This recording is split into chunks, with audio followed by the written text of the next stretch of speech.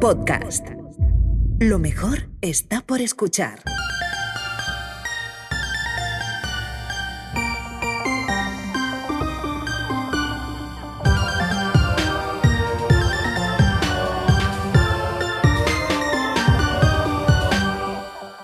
Hola, Ana. Hola, Carmen.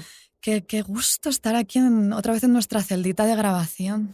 Ya bendito Podium Podcast, porque la verdad, el último episodio, en fin, bueno, pues nos habéis oído chillar desmelenadas, vociferando sobre Lucrecia de León, pero ahora, gracias a Dios, volvemos como a nuestro cobijo sonoro. Ir de misiones ya sabéis que es súper arriesgado y complicado, pero aquí en Podium pues volvemos a casita, a la celdita y a las voces aterciopeladas. Carmen, dime. Dicho esto, con mi voz aterciopelada de nuevo, ¿te puedo hacer una pregunta? Por supuesto, adelante. ¿Tú sabes, Carmen, cuántos platos sirvió el conde de Monterrey en el banquete que ofreció en su Palacio de Madrid el 2 de abril de 1623?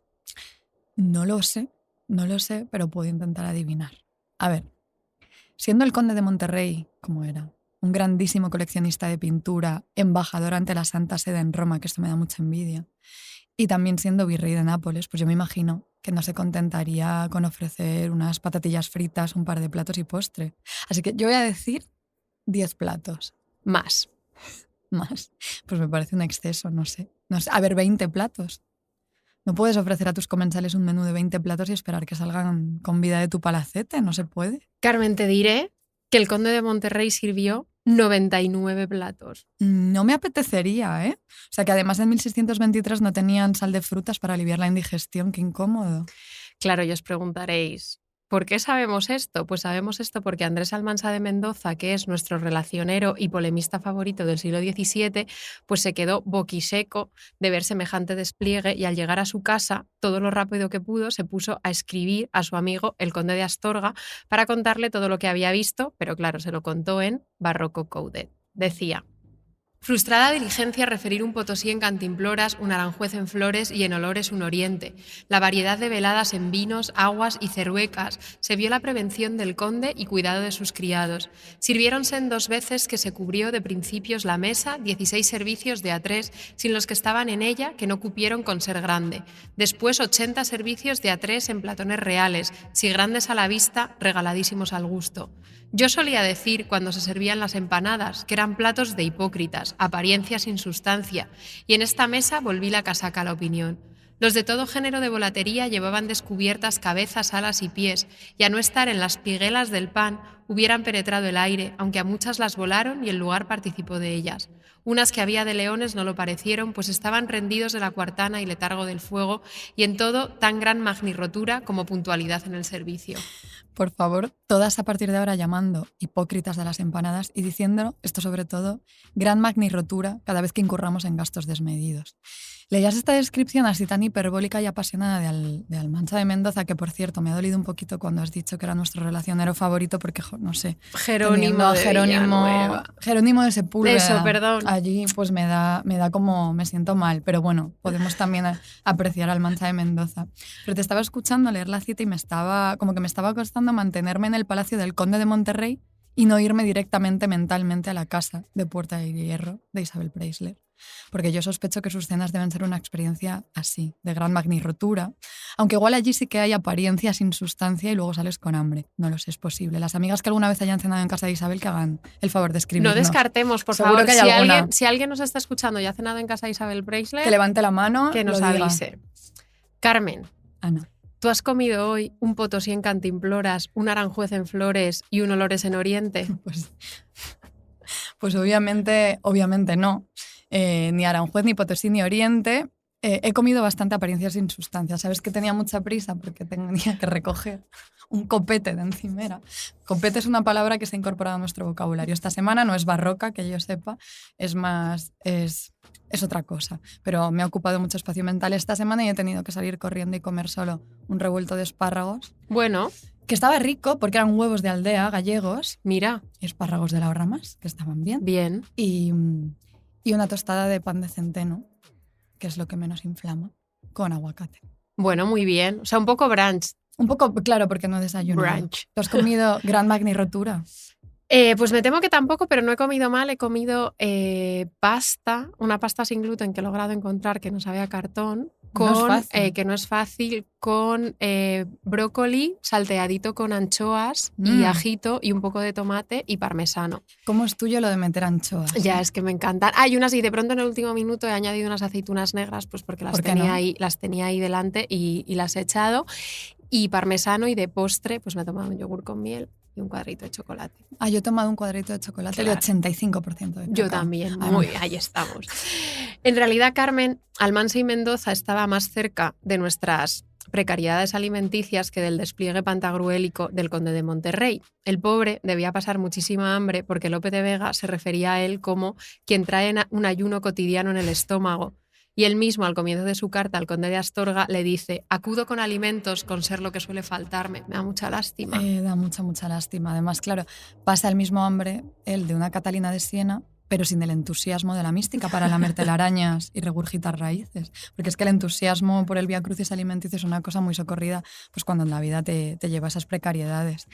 Pero Ana, vamos a explicar qué hacía entonces este pobre Almansa y Mendoza invitado a semejante banquete nobiliario que no acostumbraba él a eso. Claro, os lo estaréis preguntando todas. Este mulato pobretón, aunque muy bien posicionado gracias a sus labores periodísticas, había logrado asistir al banquete no tanto como invitado legítimo, sino gracias a una especie de pase de prensa barroco, porque la Villa de Madrid le había pagado 45 ducados para cubrir con todo lujo de detalles el gran evento de la temporada. A ver, teniendo en cuenta que la entrada que Santa Teresa pagó... Primera mención. La entrada que ella pagó para adquirir la casa que alojaría su convento en Malagón fueron 150 ducados, pues la cantidad que recibió Almansa no estaba nada mal. Esperamos que le diera para comprarse, aunque fuera, no sé, unos torreznos y salir de sus... Ojalá que sí. Comí 2 veces torreznos me esta semana. Me consta que comiste 2 veces torreznos este fin de semana. La verdad es que cuando leímos la relación del banquete nos quedamos un poco mustias y decepcionadas, pues porque a nosotras nos hubiera chiflado que Almansa, con todas esas florituras léxicas, pues se hubiera tomado al menos la molestia de listar los 99 platos, pero el hombre pues debía estar agotado porque llevaba ya un mes produciendo artículos periodísticos en masa, sumido en una montaña de trabajo que hubiera abrumado hasta el becario más explotado del país. Claro, no se iba a poner ahí a textualizar los platos, habría estado genial. También que algún cronista textualizara los platos que sirve Isabel Presley en su casa de Portalia. Insistimos. Pero, en fin, que el pobre llevaba, en concreto, desde el 8 de marzo de 1623, en un sin vivir, compartido con toda la ciudad de Madrid, en realidad. No era él el único que estaba en ese sin vivir. Pues es que a las 8 de la tarde, tenemos la hora exacta. A las 8 de la tarde. Las 8 de la tarde del 7 de marzo de 1623, 2 nombres, John y Tim Smith, 2 hombres barbudos con muchísima cara de ingleses, no lo podían esconder, habían llamado a la puerta de la Casa de las 7 Chimeneas, que estaba en la calle de las Infantas, para avisar de su llegada al embajador inglés llamado John Digby, conde de Bristol. Que él también tenía pues muchísima cara blanquecina y así como blandurria de hooligan inglés típica. A John Digby, al embajador, de primeras no le hizo ninguna gracia que le hicieran bajar las escaleras justo a la hora de cenar, porque eso es una cosa que molesta muchísimo, claro. Pero sus refunfuños enseguida se trastocaron en perplejidad. ¿Por qué? Pues porque al pobre John casi le da una angina de pecho, porque todas las crónicas dicen que se quedó directamente atónito cuando descubrió que detrás de esas barbas postizas y de esos seudónimos, John y Tim Smith... Me encanta eso. Carmen y yo teníamos o sea, llamarlo amigo me parece excesivo, pero un conocido en Providence que se llamaba Dan Scott, y nuestras amigas de aquí siempre creíamos que nos lo habíamos inventado, que era como nuestro único amigo imaginario, en plan, no se puede llamar Dan Scott, pues esto igual. Pues Tim un poco Smith. Igual. John y Tim Smith, claro, en realidad eran los seudónimos, detrás de los que se encontraban el mismísimo príncipe de Gales, Carlos Eduardo de Inglaterra, y el válido de su padre, George Villiers, futuro duque de Buckingham, que esto, bueno, pues fue un royal reveal. Claro, o sea, a ver, nuestras oyentes más aplicadas recordarán a George Villiers del episodio Pecado Nefando, y no otro, porque él era el bedfellow, el compañero de cama del rey Jacobo I, padre del príncipe de Gales.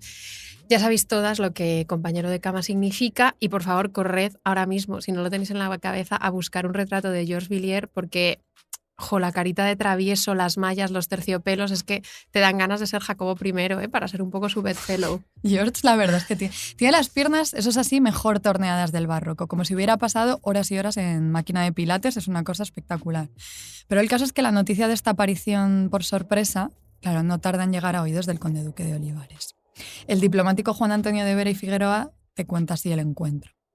Fue luego avisado de su venida por los mismos ingleses, el conde de Gondomar, el cual se fue a palacio al aposento del conde que estaba cenando. En este episodio todo el mundo está comiendo todo el rato. Hay muchos nombres en este episodio más que en cualquiera, yo creo. Sí.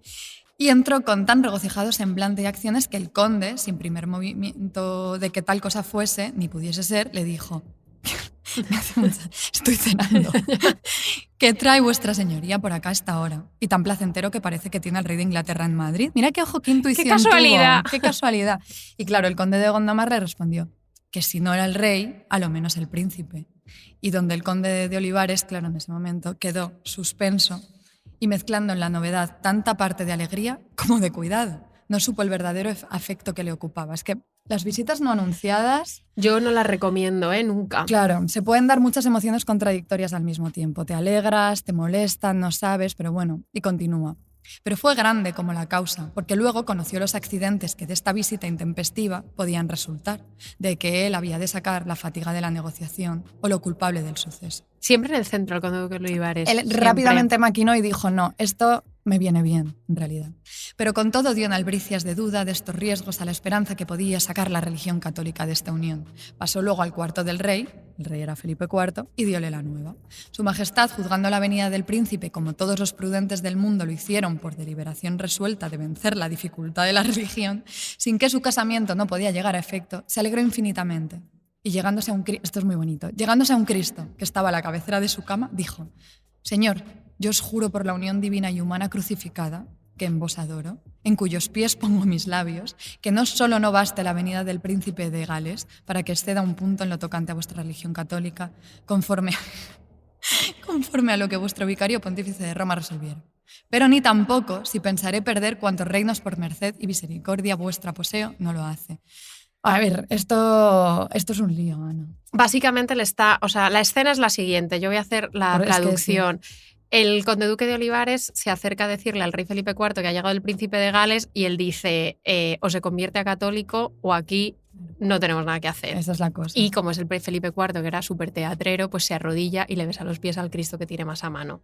Yo creo que esto es mentira totalmente, que no dijo esas palabras tan bonitas, se las inventó el cronista, pero bueno, la cuestión es que el conde, después de estas palabras y de toda esta parafernalia del rey, vuelve a su aposento con un marrón descomunal encima y aquella misma noche, dice la crónica, con ser tan tarde, hizo por su mano la planta del hospedaje y recibimiento del príncipe y la elección de los criados que se habían de señalar. De forma que cuando a las 8 de la mañana al día siguiente acudieron los ministros convocados para la junta que se formó, donde se tratasen estas materias, ya se hallaron libres de este primer cuidado. Él ya se había ocupado. Ana, ¿tú conoces a alguien que cuando ejerce de anfitriona en su casa se ponga a hacer croquis de la habitación de invitadas y abra un Excel de planificación de la visita? No, porque la mayoría de la gente que conozco vive en casas de 50 metros y hay poco Excel que hacer. Se puede ser muy buena anfitriona en un sofá y planificar muchísimos detalles. Por supuesto, pero el Excel me parece un poco... A ver, es que yo no sé usar un Excel, entonces ni me rodeo de gente que se le da mal. Conflicted copies todo el rato. Conflicted copies. Sí. Ana Garriga created a conflicted todo copy. El rato.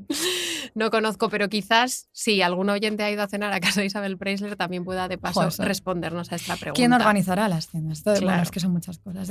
Sí. En fin, toda esta parafernalia tan enrevesada que acabas de leer, Carmen, tiene que ver con el príncipe de Gales que había llegado a Madrid y tenía entonces él 23 años y muchísimas ganas de salir de aquella Inglaterra mohosa y lanzarse a la aventura continental. Y claro, solo un ego testosterónico del tamaño de la Catedral de Westminster pudo hacerle creer que con su presencia en Madrid lograría solucionar favorablemente las negociaciones en las que España e Inglaterra llevaban años metidas para intentar solucionar pues, las tiranteces políticas y religiosas, porque bueno, todo esto viene de la Guerra de los 30 años que se había terminado en 1604. Lo está contando con una cara de pereza. Y el príncipe de Gales, con 23 años, que me parece como un bro de estos que ves ahora en el metro, pensó que plantándose en Madrid y apareciendo por ahí iba él a solucionarlo todo. La solución pasaba por conseguir que el príncipe de Gales y la infanta María, que era la hermana de Felipe IV, consumaran el matrimonio que llevaba décadas tanteándose en los círculos diplomáticos de ambos países. Pobre María. En fin. Y pobre también nuestro rebañito humilde del barroco, nuestras pobres oyentes, que de pronto parece que somos un podcast de historia de verdad. ¡Socorro! Eso nunca. Nuestra peor pesadilla. Pero no os equivocáis, amigas, porque todas sabéis que este rinconcito terapéutico que hemos construido entre todas no va a darle pie a tediosas negociaciones diplomáticas, ni a detalles bélicos, o sea, ni de broma, sobre la Guerra de los 30 años, ni a las conversaciones maquiavélicas entre el conde Gondomar y el conde duque de Olivares, ni muchísimo menos a los líos del Parlamento inglés, porque sinceramente ya era lo que nos faltaba. Lo único que a nosotras nos interesa de todo esto es que con la llegada del príncipe de Gales, pues Felipe IV y todo su entorno cortesano sumieron a Madrid en un jolgorio sin precedentes, en una especie de rabia que duró 5 meses y medio y de la que se textualizó, qué alegría, absolutamente todo. Qué alegría textualizar. Qué alegría. Porque, a ver, la visita fue, ya os lo adelantamos si no lo sabíais, un fracaso político de dimensiones inigualables, pero también fue un absoluto triunfo estético y un delirio festivo. Y de todo eso, amigas, os vamos a hablar hoy, de exotiquísimos regalos, fuegos artificiales, luminarias, tramoyas, gastos extravagantes, riquísimos brocados y terciopelos, Tizianos, Rubens, linces, elefantes y también, como siempre, de un puñadito de monjas que consideraron que aquel asunto de Estado, como absolutamente todos los asuntos de Estado, les correspondía ya resolverlo.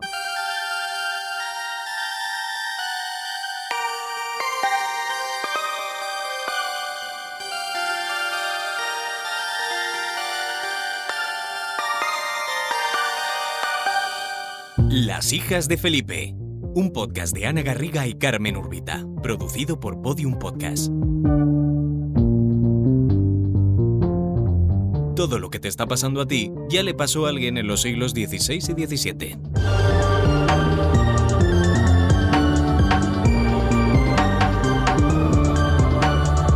Gran Magnirotura, la visita del príncipe de Gales en 1623. Ana, Carmen. ¿te puedo leer una cosita que seguro que tu memoria ha sepultado? Bueno, no lo creo, porque tu CPU no sepulta nada, la tía, nada. Sepulta cosas, pero hay otras muchas que no. Léeme lo que tú quieras, Carmen. A ver. Banderitas de España, pantallas gigantes, pirámides de flores, dulces y gildas con los colores amarillos y rojos, un concierto conmemorativo y mucho más. Madrid se vuelca en el acto de jura de la Constitución de la princesa Leonor en su 18 cumpleaños, el próximo martes 31 de octubre, con numerosas actividades, todas ellas gratuitas. Además, este acto permite la posibilidad de ver edificios históricos condecorados que solo se colocan en ocasiones muy especiales. Muchos de ellos permanecerán decorados e iluminados desde este lunes. Es Escorpio como yo. Es Escorpio, como tú, otra hija de Felipe. A ver, esta cita yo la recuerdo. Es Madrid y su larguísimo historial de dispendio en agasajos monárquicos. A ver, yo no sé, me encantaría saberlo, pero yo no sé cuánto le costarían esas 1000 hojas con la bandera de España, que no sé si tú te acuerdas, con una pinta terrible y toda esa luminaria al Ayuntamiento de Madrid. Pero es probable que las cuentas del Ayuntamiento todavía estén intentando cuadrar el gasto de 27.273 ducados que supuso la visita del príncipe de Gales. Fue una cosa mucho más espectacular que esta. Probablemente sí. Para afrontar el dispendio repentino, se impuso un impuesto especial sobre el vino, esto no con la jura de la Constitución de Leonor, sino con el príncipe de Gales, aunque no lo sé, porque lo de las actividades gratuitas, bueno, en fin. Se impuso un impuesto especial sobre el vino que en teoría se iba a destinar para reformar la Plaza Mayor, pero que acabó destinado a cubrir desfiles y fuegos artificiales. O sea, Madrid tiene como unos itinerarios de gasto que en fin, se remontan al siglo XVII. Y para que el príncipe de Gales no se pensara pues que en España éramos unos pobretones, se activó un sistema especial de préstamos sin intereses de hasta 20.000 ducados para que la nobleza empobrecida pudiera dejarse caer por Madrid a ostentar sus títulos nobiliarios. O sea, España. Sin más. El príncipe de Gales la había liado muchísimo, llegando por sorpresa porque, claro, apenas hubo tiempo de reacción para convertir la ciudad en lo que ellos querían, que era un parque de atracciones para darle la bienvenida. Lo primero que había que hacer era revocar, ni más ni menos que revocar leyes suntuarias que habían sido dictadas en 1621. Y se revocaron así. Manda el rey nuestro señor, en significación del contento de haber venido a estos reinos el señor príncipe de Gales, por el tiempo que estuviera en ellos, se suspenda, como desde luego se suspende, se suspenda, como desde luego se suspende, la ejecución de ellas y se permite el uso de oro, plata y sedas en telas, guarniciones, bordaduras de vestidos de hombres y mujeres, y en las libreas de fiestas y en las gualdrapas, y generalmente en todas las cosas de traje. Y las mujeres puedan llevar en las lechuguillas, puños y mantos puntas y guarniciones, y los mercaderes vender y comprar libremente las cosas referidas, aunque no sean de cuenta y ley. Y los plateros, bordadores y pasamaneros usar libremente y sin limitación sus oficios. O sea, y decía, terminaba, mándase pregonar públicamente para que venga a noticia de todos. Fíjate que en aquel entonces el turismo de guiris tenía estas ventajas para la población local, pero dime ahora qué sacamos de la avalancha de expats y nómadas digitales. ¿Puedo? Un matcha de vez en cuando. Ni eso. Acabo de coger uno y es una cosa quemadísima. ¿Puedo yo acaso llevar puntas y guarniciones en las lechuguillas? Pues entonces, ¿de qué me sirven? Estarías guapísima. Pocas cosas te pegan más que llevar puntas y guarniciones en las lechuguillas. Claro, o sea, nada de ser demure y cutesy con el príncipe de Gales visitando Madrid. Todo tenía que ser excesivo, ostentoso, aparatosísimo, que vieran pues que los católicos eran sencillamente una gente muchísimo más disfrutona que los protestantes mohosos. Esta es una expresión que el otro día le escuché a Alana Portero y desde entonces no es el sintagma que más he repetido, creo. Muy acertada. Has metido la palabra mohoso como 30 veces en el guión. Tú que has vivido en Inglaterra... Es que es muy de verdad. Las playas son mohosas, los sándwiches son mohosos, los ojos son acuosos. Son un poco entre mohosos y anfibios. Claro, perdón. Que está todo muy... Perdón. Sigamos. Lo segundo, claro, era organizar una entrada oficial del príncipe a la ciudad y porque había llegado a escondidas con esas barbas postizas. El día que se fijó fue el 26 de marzo de 1623. Del 26 al 28 de marzo hubo un despliegue lumínico que mantendría la ciudad iluminada las 24 horas del día. Qué exageración. Vigo. O sea, Era Vigo. Fuimos Vigo. Fuimos Vigo en 1623. El 26, una comitiva multitudinaria de condes, duques, consejeros, alguaciles, alcaldes de casa y corte, muchísima gente acompañó al príncipe Carlos desde el monasterio de San Jerónimo hasta el Alcázar, donde le habían preparado una habitación para sus meses de estancia. ¿Cómo sería, Pues sería maravillosa, la verdad, seguro. O sea, muy aterciopelada, me la imagino. Poco mohosa, me la imagino. La inmediatez no permitió, pues claro, levantar arquitecturas efímeras, pero sí que dio tiempo a decorar las calles y levantar muchísimos escenarios, dice la crónica. Pasó este acompañamiento desde San Jerónimo por el Hospital de los Italianos y toda la calle Mayor y Puerta de Guadalajara, Santa María y las caballerizas del Rey hasta entrar en Palacio. Todo aquí al lado, además. Y al pasar por la puerta de la Vitoria estaban colgados muchos retratos de los reyes y de sus hermanos, padres y abuelos, y viéndolos el príncipe y en particular el de la señora infanta, volvió al rey y le pidió licencia para quitarles la gorra y así lo hizo. Te confieso, Ana, que esto último no lo entiendo. ¿Cómo que quitarles la gorra? Yo creo que simplemente como que él le dice si se puede como descubrir, ¿no? Como de quitársela... como descubrirse ante los cuadros, supongo ante los que retratos. Sí, no lo sé. Clarísimo. Clarísimo. Sí. Dice, todo el cual distrito estuvo lúcidamente adornado de colgaduras y por todas las calles, puertas y ventanas, grandísima multitud de damas y señoras y de personajes que no fueron al acompañamiento y de gente popular y de todos estados, cuanta nunca jamás se ha visto. Cerradas las callejas con vallas y tablados para que viese la gente y para que no entrasen coches, y en 5 partes hubo tablados, donde mientras duró el pasar del acompañamiento representaron 5 autores de comedias que se hallaron en la corte, aderezados ellos y las comediantas lúcidamente, y en llegando el palio cesaban en la comedia y hacían un baile, porque el príncipe gustaba de verlos. Todo el cual acompañamiento por su orden fue entrando en palacio, acompañando al príncipe hasta dejarlo en su cuarto, donde al punto se plantó el cuerpo de guarda de las 2 naciones, española y tudesca, para servirle de allá adelante como sirven a las personas reales, y para ello se le han nombrado criados y oficiales. Y esto alucino. Y se le ha dado tesorero y situado dinero en gran cantidad para su gasto, ¿oye? Le han dado billetitos. Le dan billetitos y todo para... lo que él quiera, en plan, dejad de representar la comedia y poneros a bailar, que es lo que le gusta al príncipe de Gales. Qué insoportable. Y además, esto me lo supongo yo, convertir una ciudad en un festival en 20 días, pues no es una tarea fácil, digo yo. Y claro, al leer las crónicas descubres que hubo bastante arquitectura del reciclaje para salir del paso. Por ejemplo, los soldados de la guarda todavía llevaban el traje de luto que habían ellos usado para el funeral de Felipe III en 1621, pues porque había que reciclar. O, por ejemplo, el espectáculo de pirotecnia final que hubo era una especie de reacondicionamiento de otro anterior, muy reciente, que había habido. El miércoles siguiente a la entrada del príncipe de Gales, hubo un castillo de 70 pies, esto es muy fuerte, representando Troya, defendido por 30 hombres y un caballo de madera con 12 hombres escondidos dentro. A mí esto no me suena muy reciclado, me suena a una barbaridad. Lo voy a repetir. Un castillo de 70 pies representando Troya, defendido por 30 hombres y un caballo de madera con 12 hombres escondidos dentro. Todo está acompañado de trompetas, tambores, muchísimo ruido. Y todo a cargo de los polvoristas más reputados de la ciudad, que eran, por si queréis saber, oye, incluso tatuaros los nombres de los polvoristas más reputados de Madrid en 1623, eran Hernando de Soto, José de Porras y Juan de Lara Doria, que recibieron en total, además, 500 ducados por el diseño pirotécnico. Todo lo tenéis que saber. Mención todo. muy especial de agradecimiento a David Sánchez Cano, que es la persona que ha peinado todos los archivos para saber cuántos ducados les pagaron a los polvoristas, porque a nosotras no nos da tiempo. Así que eternamente agradecidas. La estancia de 5 meses del Príncipe de Gales, pues es todo fechas, nombres, datos. Es de verdad una delicia para una persona como yo, todo textualizado. Tú este episodio lo estás disfrutando muchísimo. Yo te conozco y Ana está ahí, ¡buah! Dices 500 ducados y Ana ya para la CPU de por vida. A ver, bueno, es que tenéis que saber que este episodio nace en realidad de una obsesión con la dichosa visita del Príncipe de Gales que Ana arrastra desde hace por lo menos, yo diría que 6 años. Sí, Eso, es porque me lo encontré de refilón una vez y me pareció espectacular. Y tanto, porque a poco que te descuides, Ana te suelta un dato, un nombre o un gasto de la visita de 1603, de 1623. Cuidado, de la visita del Príncipe de Gales. Y ahora estamos por fin dándole salida a una obsesión tan longeva.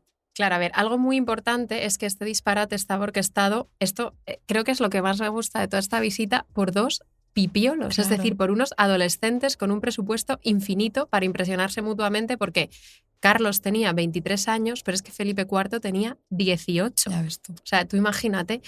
Y claro, su principal preocupación, la verdad, tenía muy poco que ver con una guerra que había terminado pues cuando ellos estaban todavía gateando, y parece que ellos solo querían dress to impress. O sea, ellos querían solo engalanarse. Porque, atención, cómo fueron vestidos el Pipiolo I y el Pipiolo II el día de la entrada oficial. El vestido de su majestad, de Felipe IV, era leonado, el campo bordado de oro y lentejuelas, la mejor y más rica cosa que se ha visto. El ferreruelo era cuajado de la misma bordadura de calzón y ropilla, el sombrero negro y con plumas grandes, el cintillo y broche riquísimos diamantes, llevaba balona con puntas. Y el Príncipe de Gales, dicen, era al uso de su tierra de raso, color de rosa seca prensado y sin guarnición, cuello muy grande con puntas sin almidón, sombrero a su usanza con plumas negras. O sea, iban... Un circo. Intentad imaginar todo, o sea, esto. Es imposible imaginar. Un circo, absolutamente. A ver, un ritual de deslumbramiento y agasajo entre 2 hombres heterosexuales de 18 y 23 años, que es una demografía que se nos escapa por completo, porque decimos que somos el podcast más transversal de España, pero justo la demografía hombre heterosexual de 18 años, yo creo que... el sobrino de Nerea, que tiene 17, vino a vernos. Quizá por ser sobrino de Nerea. Hombre, pero sí. No sé yo si habríamos llegado a... Pero dice que le gustó, que le Bueno, costaba mira. un poco enterarse, pero que lo disfrutó. Que me iba a decir, Seguro que el no pobre. dijo lo disfruté, ¿qué dijo? ¿Cómo lo diría? No sé, no me acuerdo, desde luego no dijo, yo lo disfruté. ¿Ves? Es que no sé ni cómo hablan. No, en fin, me gusta fantasear en realidad con que la primera vez que se vieron el Príncipe de Gales y Felipe IV, pues con que empezaran a hacerse el uno al otro un outfit check, contándose el uno al otro lo que llevaban puesto. Segurísimo. Outfit of the day. Vestido de los gitanos de San Lucas. Zapatos de los gitanos de San Lucas. Bolso Shein, pendiente Shein. Vestido del Bresca, zapato del Stradivarius y pendiente del Parfum.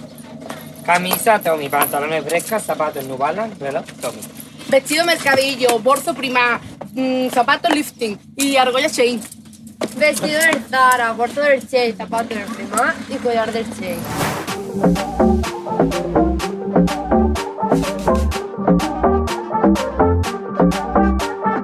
Carmen, Ana. ¿a ti cuál es el regalo más aparatoso y malintencionado que te han hecho? A ver, hago memoria y a menos que me equivoque, creo que nunca me han hecho un regalo malintencionado. Aparatoso sí. Yo me regalaron un peluche gigante, un oso gigantesco de pequeña, al que llamé Dinio, lo bauticé Dinio por el novio de Marujita Díaz. ¿Pero cuántos años tenías para llamar a tu Pues peluche? 9 niño? años. No, espera. Joder, Carmen. Lo había visto en la tele. Pero creo que la pregunta me ha recordado en realidad al que creo que es el regalo más increíble que le han hecho nunca a nadie, que no sé si es malicioso, quiero pensar que no, desde luego, pero aparatoso sí. A Ana, mi novia, le regalo a su madre una hada gigante de cristal que tocaba la guitarra y cuando Ana le dijo, ¿Cómo pero una hada gigante de una cristal que hada tocaba la gigante guitarra? de cristal que tocaba la guitarra. O sea, que tenía una guitarra, estaba como tocando la guitarra. Pero no era un autómata. No era un autómata, era una figurilla de cristal muy grande. Y Ana le dijo, ¿pero qué? Y su madre le dijo, ¿eres tú? Pero no puedo, no. ¿Tú sí has tenido algún regalo? No, aunque, a ver, también debo decir que cuando vives en la bilocación constante o en ya. la proxemia de los 25 metros cuadrados, pues casi cualquier regalo se Sí. puede volver demasiado aparatoso, Sí, salvo las cosas fungibles.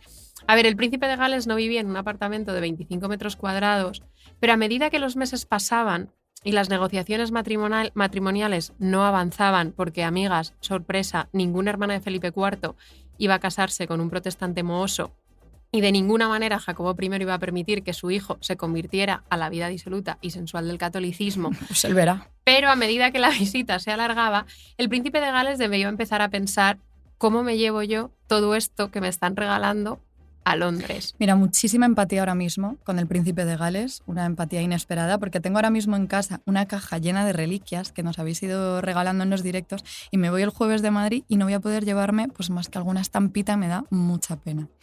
En fin, cuenta Almansa y Mendoza, nuestro segundo cronista favorito, que cuando después de visitar el Escorial fueron a Aranjuez, se admiró su Alteza de ver servirse aquella casa con camellos en lugar de acémilas y de ver la cantidad de avestruces que hay grandes y pequeños criados en aquel sitio, lo cual ocasionó a su majestad a que presentase al príncipe un elefante y 5 camellos y un avestruz, lo cual su Alteza recibió y mandó enviar luego a Inglaterra. O sea, bendita la gracia de los regalos de Felipe IV. O sea, me parece muy espectacular lo del elefante, los camellos y el avestruz, pero luego quien tuvo que apechugar con encontrar la manera de enviarlos a Londres pues fue el propio príncipe de Gales. Llegaron en julio de 1623, todos estos animales llegaron en julio a Londres, es decir, 2 meses después. Y además de los costes del transporte, el príncipe Carlos incurrió en muchísimos gastos por el regalo, porque mantener elefante, por si os lo estáis preguntando, costaba 275 libras al año, que no era poco, además de un galón de vino al día, que era, según el cuidador del elefante, súper necesario. Tú imagínate el tono socarrón del cuidador del elefante cuando le aseguró al príncipe de Gales que sí o sí necesitaba un galón de vino al día. Era esencial. ¿Sería un fraile Jerónimo el cuidador del elefante? Pero yo entendí que este es un cuidador ya inglés en Inglaterra. No, en lo del galón de vino se lo dice un español. O sea, esto es lo que le está comunicando que de yo los creo gastos. que está totalmente vacilándole, en plan, pues y encima le tienes que dar un galón de vino al día. Y aún así se lo llevó. Y aún así pues se entonces, lo llevó. si estaban en el Escorial y esto es claramente un Jerónimo. Igual empieza a averiguarlo. igual hago un artículo de esto. En fin, el príncipe de Gales empezaba ya a ser pues un poco el hazmerreír de toda Europa, mientras el infamous conde duque de Olivares añadía cada vez más premisas al tratado matrimonial para que cada vez fuera más difícil de cumplir. Allí nadie quería casarse, No. pero nadie se atrevía a decir que no y a coger las cosas e irse. El embajador veneciano en Londres, Albise Belareso, cotilleaba en una de sus cartas de 1623, decía: «El rey de España ha enviado a su majestad el regalo de un elefante. No sé si viene a servir de arras de la infanta o se lo han ofrecido en su lugar». ¿Cuánto cachondeíto, Muchísimo. La situación era ya insostenible. La comitiva inglesa no paraba de meterse pues, en peleas con los nobles españoles. Al duque de Buckingham le odiaba toda la ciudad, debía ser bastante odioso.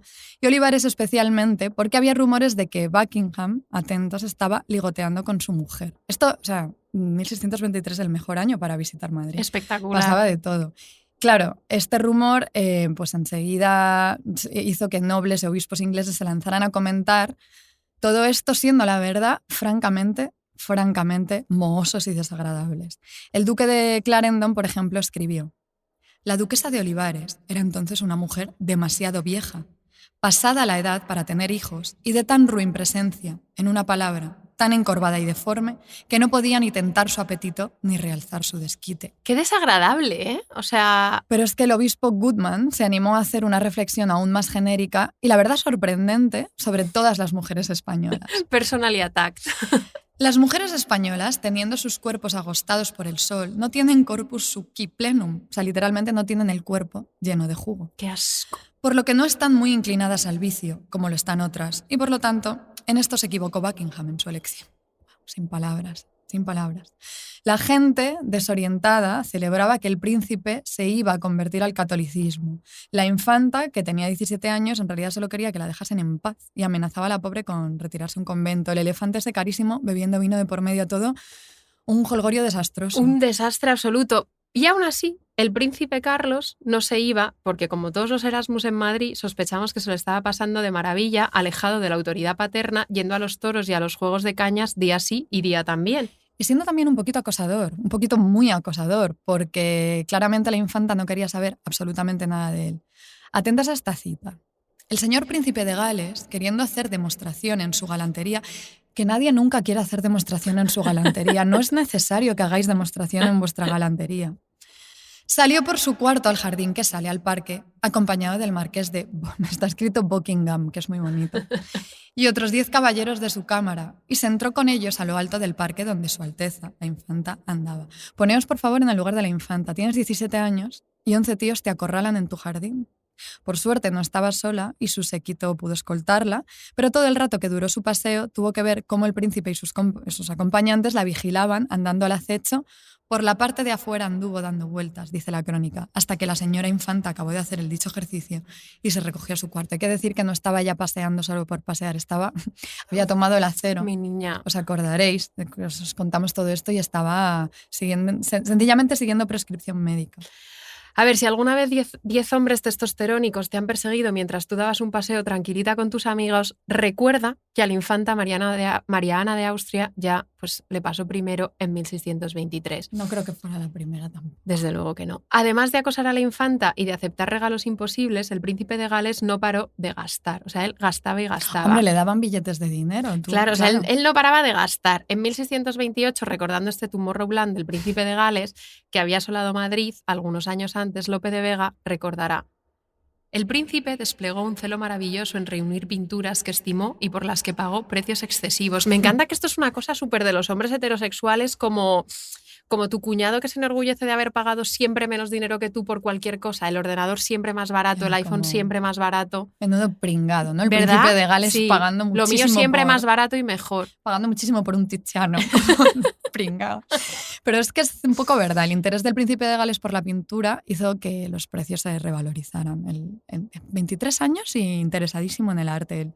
Y como muchos coleccionistas, por ejemplo Juan de Espina, no querían venderle sus cuadros a un hereje, el príncipe Carlos se tenía que recorrer las almonedas de la ciudad en busca de sus artistas favoritos.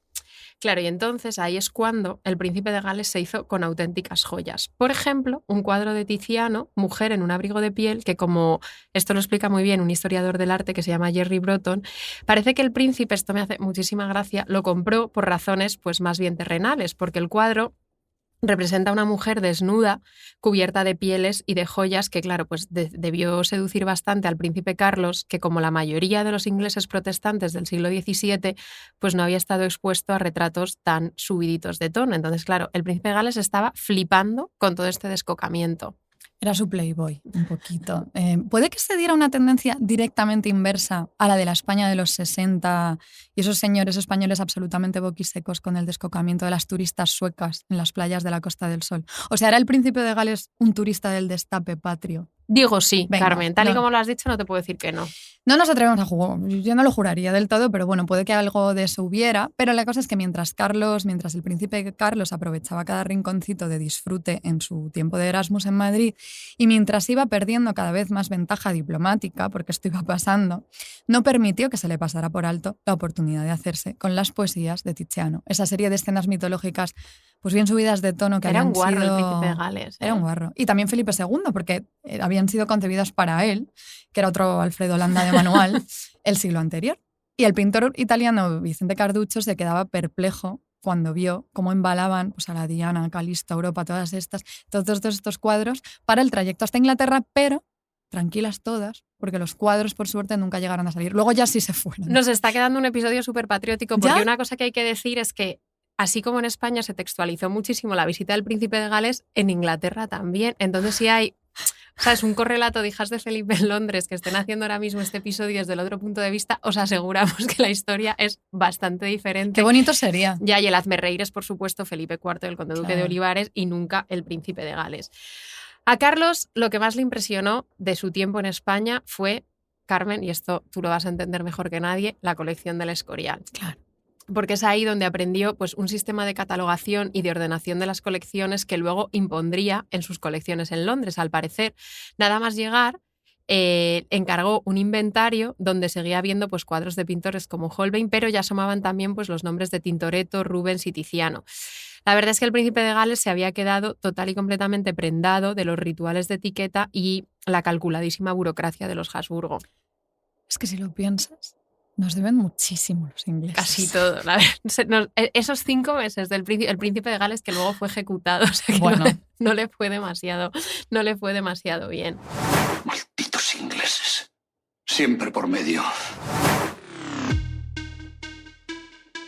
A ver, A ver, el príncipe Carlos podía coleccionar cuadros de Tiziano, montar de maravilla a caballo, tener un pelo súper tupido, pero nada de eso le quitaba lo que tenía de protestante mozo. mozo naces, mozo te quedas. A ojos de todo el mundo, hasta que no aceptara convertirse al catolicismo, el príncipe Carlos no era más que un hereje. Y nadie en su sano juicio iba a consentir que la hermana de Felipe IV se casara con un pretendiente no católico, y a la cabeza de la oposición estuvo, por supuesto, y como no podía ser de otro modo, Margarita de la Cruz, tía de Felipe III, y su séquito de monjas en las descalzas reales. Andaba metida en todo En la tía. Todo. Es que ya sabéis que no hubo un convento más poroso que el de las descalzas, ni una celda más permeable que la de Margarita de la Cruz. porque Transparente, ¿eh? O Eso sea, es así. Qué gusto me da volver a las descalzas, es que siempre una ya es que alegría. después de este episodio Sí. como de duques, condes, tal, es como que dices las descalzas y te hace por dentro... El remansito del convento. De verdad os recomendamos mucho ir de visita cada vez que paséis por Madrid, y queremos también que cuando estéis allí, en las descalzas reales, recordéis que esos mismos suelos que estáis pisando los pisaron monjas y mujeres de la familia real empeñadas en orquestar el llamado complot de las descalzas, que consistió en malmeter todo lo que pudieron contra ese matrimonio de la infanta y el príncipe de Gales que les parecía espantoso a todas. Desde las paredes del convento fueron inoculando poquito a poco la idea de que la mejor solución, en realidad, era casar a la infanta con el hijo del emperador y al príncipe de Gales con la archiduquesa María, hija de Fernando II. Y para convencer a todo el mundo de que era necesario reubicar estos enlaces, pues tanto Margarita de la Cruz como la mismísima Isabel Clara Eugenia se encargaron de propagar el rumor de que la infanta iba diciendo, como diríamos todas, que antes sería monja descalza que mujer de un hereje. Yo me lo creo que lo dijera. Tú imagínate, tienes 17 años, todas Hombre. tus tías y tus primas están en las descalzas reales, acariciando perritos, Claro. vistiendo y desvistiendo esculturas policromadas del niño Jesús. ¿Para qué ibas a querer estar en otro lugar? Y mudarte a Londres. Es que- ojo, que es tenía que- que dejar Madrid y mudarse a Londres. En fin. A ver, aunque pocas monjas tenían tanto poder para intervenir en asuntos de Estado como nuestra queridísima Margarita de la Cruz, las de las descalzas no fueron las únicas en poner el grito en el cielo. Hubo otra monja que aseguraba que ella no podía parar de llorar, de imaginar a la infanta María Ana yéndose al altar con ese hereje blanquecino. A ver, sacad vuestro cuadernito de monjas, porque contra todo pronóstico, porque es muy famosa, una monja nueva en las hijas de Felipe, Mariana de San José, fundadora de las Agustinas Recoletas, Viva. y gracias al sponsorship de la reina Margarita de Austria, fundadora también del Monasterio de la Encarnación de Madrid. ¿Tú Mira, has ido? Yo nunca he ido. Tenemos que ir, Es que nunca hemos ido. Tenemos que ir cuando se descoagula la sangre de San Pantaleón, que ¿Es tienen cuándo? es en julio. Pues iremos para las descoagulaciones, iremos, faltaría más, no íbamos a perdernos la descoagulación. Lo he dicho Por favor. con mucha seriedad. Y Carmen Oye, se ha Mariana reído de San mí. José se merece un episodio aparte. Sí, lo esto está dejamos, clarísimo. lo dejamos anotado, pero de momento apuntad su nombre en el cuadernito, porque creemos además que es la primera monja española a la que retratan como monja coronada estando viva. Un dato Esto es- súper Esto, concreto. esto es una cosa muy importante.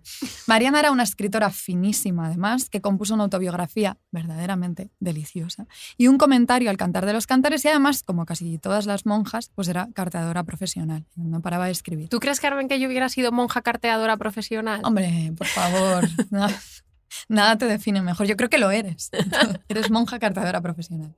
El epistolario de Mariana de San José revela que consiguió hacerse un huequito de relevancia nada desdeñable, porque se carteaba con Luisa de Carvajal.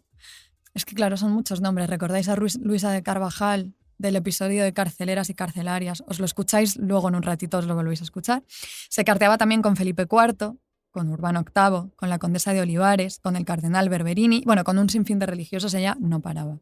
A ver, Mariana de San José, esto hay que decirlo y también se puede decir de ella y de absolutamente todas las monjas del siglo XVII, tenía siempre un poco de ganas de ser la niña en el bautizo y la muerte en el entierro. Entonces ella se toma lo del príncipe de Gales como una cuestión total y completamente personal. O sea, ella le va la vida en que ese matrimonio no suceda. Es su asunto. Es totalmente su asunto. En su biografía, que se publica tiempo después, en 1645, a partir de relatos de las monjas que convivieron con ella en la Encarnación, se insiste muchísimo en su aversión a este enlace matrimonial. Dice: el mismo celo tuvo en negociar con Dios y con los hombres que no se hiciese el casamiento de la infanta María, hoy emperatriz de Alemania, con el príncipe de Gales, defendiendo su efecto por los caminos que le fue posible. Y aunque tuvieron por cierto sus hijas, que sabía de nuestro Señor que no era su voluntad aquel contrato, no daba esta razón a algunos de los teólogos de las juntas que sobre el caso se hacían, sino que porque había de perder España la entereza que siempre había tenido de no juntar sus infantas con príncipes que no son de la Iglesia, después de grandes oraciones y lágrimas con Dios, de quien tuvo entera confianza que no se había de efectuar, y en oyendo decir: no dejará de hacerse, respondía: poderoso es Dios.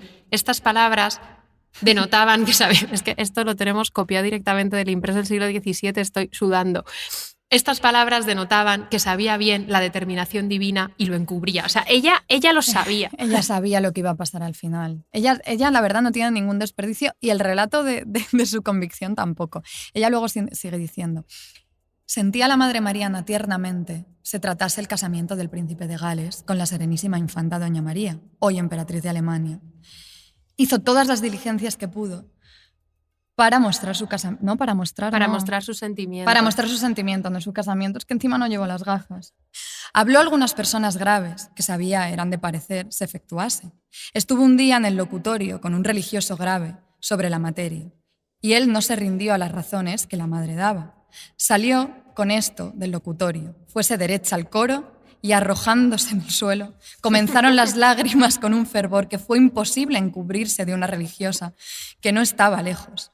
Esta religiosa le dijo en saliendo: madre, por amor de Dios, no se esté vuestra reverencia consumiendo. ¿Qué la mata? Le pregunta. ¿Qué la mata? Tío, me encantan los... O sea, es increíble. Y la Madre Mariana respondió: no quiere que me dé pena, si veo claro que se engañan y que sin querer yerran, dijo esta religiosa. Madre, ¿y si lo quiere Dios y quiere tomar este medio para que se convierta aquel reino? Y entonces dijo la Madre Mariana: yo sé cierto que no lo quiere Dios, y esta es la causa de mi pena, y ver que los que lo habían de contradecir lo aprueban, y volviéndose a nuestro Señor después de esto, con vivo afecto dijo: poderoso sois, Dios mío, tomad medios eficaces. Y afirma esta religiosa que estaba con ella que desde esta ocasión la vio que estaba en esta materia muy alentada, como quien tenía ya seguro que no se había de hacer, porque reparaba que hasta entonces, en tratándole de ello, se afligía y lo contradecía. Y desde este día, sin embargo, decía con mucha serenidad: esperanza en Dios su majestad dará luz. El suceso mostró que pudo tener en el... ¿Qué pone aquí? Que pudo tener en él mucha parte la diligencia y oración de la venerable madre, que amaba tiernamente a la infanta, deseando un esposo católico a la hija de una casa, columna de la religión católica, como Dios se lo dio ya una vez. La chapa que tenía que dar Mariana de San José a sus pobres compañeras del convento, la turra que le tenía que dar con que no se casara esta infanta con el príncipe de Gales, debió ser espectacular. Pero parece que sí que es cierto que Mariana de San José, gracias a su amistad epistolar con María Magdalena de Austria, gran duquesa de Toscana, consiguió convencer a Felipe III y a Felipe IV de que simpatizaran con el hermano de Magdalena, que era el emperador Fernando II, que era un fanático católico. Y qué casualidad que tras la anulación del matrimonio con el príncipe de Gales, la infanta María se casa precisamente con el hijo del emperador, con Fernando III, para convertirse ella en emperatriz del Sacro Imperio Romano Germánico. La tía, ¿verdad? Tía. A ver, es una tragedia que no se hiciera monja descalza, la verdad, porque lo a gustito que hubiera estado. Ahí Mariana de San José yo creo que no intercedió lo suficiente, le faltaron lágrimas. Le faltaron bastantes lágrimas, las lágrimas todo lo pueden. El príncipe Carlos pues, podía tener clarísimo que jamás se convertiría al catolicismo, pero si estar en el meollo de la vida pública del Madrid del siglo XVII pasaba por ir a visitar a la monja celebrity más cotizada de la época, pues él tampoco se le iba a perder. No, está claro. Ojalá fuera en elefante.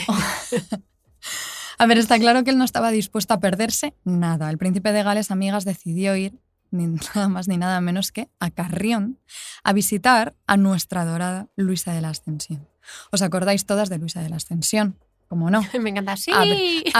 Abrid el cuadernito. Religiosa Clarisa de Carrión era una de esas chicas suertudas bendecidas con el don de la bilocación, porque sin moverse de su celdita pues fue capaz de personarse milagrosamente en Roma para ayudar al Papa en sus gestiones, en Asís para echar unos rezos delante del sepulcro del fundador de las Clarisas, en Japón para suavizar los últimos minutos de alguien que iba a sufrir martirio, en pleno campo de batalla de Flandes también. Qué cansancio. Todo. Y hasta en las lejanas tierras americanas para irse de exóticas misiones, sin faltar, sin embargo, a maitines ni perderse el coro con el resto de clarisas de Carrión en su convento.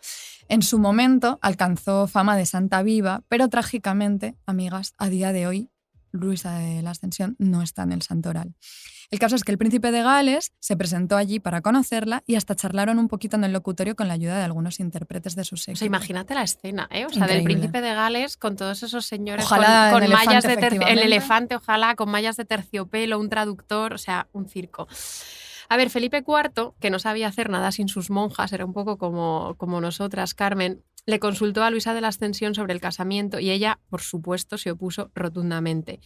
Gracias a la consulta de su proceso inquisitorial, porque recordaréis que Luisa terminó ligeramente cancelada, sabemos que Luisa vivió hasta el final de sus días en perpetua enemistad con sus ingleses, a quienes atacaba constantemente en sus apariciones, y decía...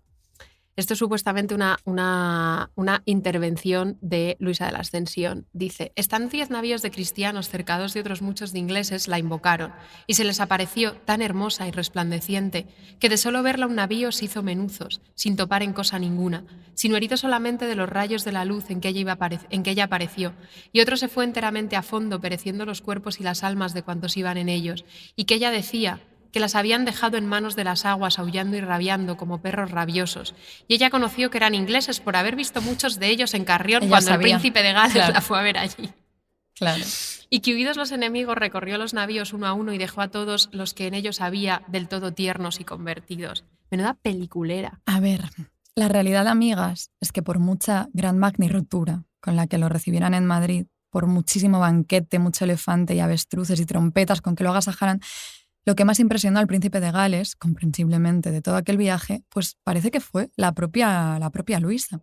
Se quedó tan prendado de ella que no pudo evitar seguir venerándola en secreto. En 1630... España, una Inglaterra cero. Luisa de la Ascensión. En 1635, el corregidor de Valladolid envía una carta al presidente del Consejo de Castilla en la que le relata una petición que le llega del príncipe de Gales para Luisa, precisamente en un momento en el que ella está en uno de los peores momentos de su vida, porque la Inquisición había prohibido que nadie le dirigiera la palabra. Bueno, pues el príncipe se empeña en enviar a su embajador, al embajador inglés, a hablar con ella. Y se cuenta. Entró en la iglesia de dicho monasterio, el embajador inglés, para hablar por la reja del coro. Y antes él y su hijo se pusieron de rodillas delante del Santísimo Sacramento. Y habiendo hecho oración, se llegaron a la reja, y habiéndose apartado de ella el señor obispo, que también estaba ahí, se quedó por un buen rato hablando a solas con la madre Luisa. Y habiéndose despedido, se puso a hablar aparte con el obispo, que le dio 2 laminitas o pinturas que había recibido de mano de la madre Luisa. En esta ocasión hizo señal en la reja la priora, y acudiendo el señor obispo y los que he dicho estábamos, se entendió que la madre Luisa se había robado. O sea, Luisa de la Ascensión enviándole al príncipe de Gales un arrobamiento por valija diplomática, ¿eh? O sea, ¿quién quiere elefantes, avestruces, ni magnirroturas de ningún tipo pudiendo tener eso? Ojo, es que me imagino como al príncipe de Gales en secreto, venerando como esas laminitas que le habían llegado de la mano de Luisa de la Ascensión, pero sin poder decirlo, porque claro que era un protestante Claro, mohoso. no podía, pero no en su- podía venerar las imágenes de Luisa de la Ascensión. En su corazoncito yo creo que al final dejó de ser un poquito protestante mohoso. Pero bueno, en fin, amigas, que al final pudieron suspirar tranquilas en las descalzas, pues porque el príncipe de Gales se fue por fin por donde había venido sin que aquel matrimonio saliera adelante. Yo me imagino a la infanta, a Margarita de la Cruz y a Isabel, Clara Eugenia y a cualquier madrileña hartísima ya de tanto despliegue festivalero, susurrando un tanta paz lleves como descanso dejas o murmurando tourist go home mientras respiraban de alivio. Amigas, nos vemos dentro de 2 semanas. Sin mo. Sin mo.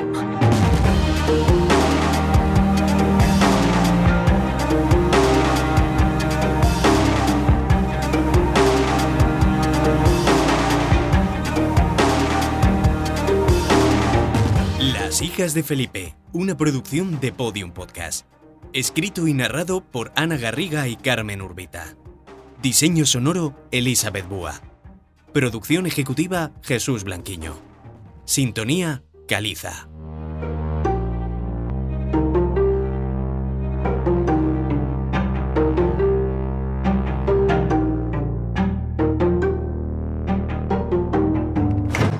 Escucha todos los episodios en Podium Podcast y todas las plataformas de audio.